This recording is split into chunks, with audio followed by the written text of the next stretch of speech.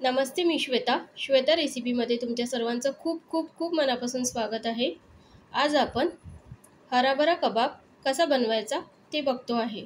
चला तर मग रेसिपीला सुरुवात करूया। हराभरा कबाब बनवण्यासाठी सर्वात पहिले मी इथे बॉईल केलेला पालक घेतलेला आहे। पालक आपल्याला मिक्सरच्या जारमध्ये घालायचा आहे। त्यानंतर वाटाणे घालणार आहे। वाटाणे पण मी बॉईल केलेले आहे। त्यानंतर इथे मी कोथिंबीर घालत आहे। नंतर आलं, लसूण आणि मिरची घालणार आहे। आता हे आपल्याला मिक्सरमध्ये ब्लेंड करून घ्यायचं आहे। आता इथे हे सर्व वाटण मी वाटून घेतलेलं आहे।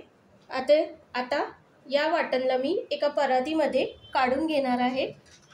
आता या वाटणामध्ये आपल्याला आलू घालायचा आहे उकळलेला, त्यानंतर पनीर घालायचं आहे, नंतर थोडंसं बेसन घालत आहे मी, थोडंसं तिखट, तुमच्या टेस्टनुसार इथे तुम्ही मसाले यूज करा, जिरा पावडर, गोडा मसाला, चवीपुरतं मीठ, चाट मसाला।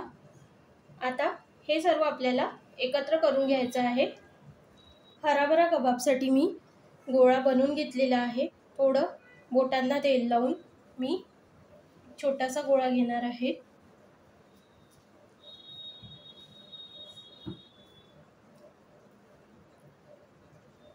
आणि गोळा घेऊन मग याची एक टिक्की बनवून घेणार आहे आणि वरून एक काजू लावून घेणार आहे। अशा प्रकारे आपली हराभरा कबाबची टिक्की तयार आहे। अशाच प्रकारे आता मी सर्व टिक्की बनवून घेणार आहे। अशा प्रकारे इथे मी टिक्की करून घेतलेले आहे। आता टिक्की तेलामध्ये फ्राय करून घेणार आहे। आता इथे मी पॅनमध्ये थोडंसं तेल लावून घेणार आहे। आता आपल्याला पॅनमध्ये टिक्की ठेवायची आहे। आता लो फ्लेमवर मी टिक्कीला दोन्ही बाजूनी थोडं फ्राय करून घेणार आहे। आता एका बाजूनी टिक्की झालेली आहे, तर मी याला दुसऱ्या बाजूनी पलटवत आहे। अशा प्रकारे आपला हराभरा कबाब तयार आहे। तर मग कशी वाटली आजची रेसिपी आवडली असल्यास नक्की श्वेता रेसिपीला लाईक करा, शेअर करा आणि आतापर्यंत चॅनलला सबस्क्राईब नाही केलं असेल तर सबस्क्राईब पण करा। आपण पुन्हा भेटू एक छानशा रेसिपीसोबत। तोपर्यंत धन्यवाद।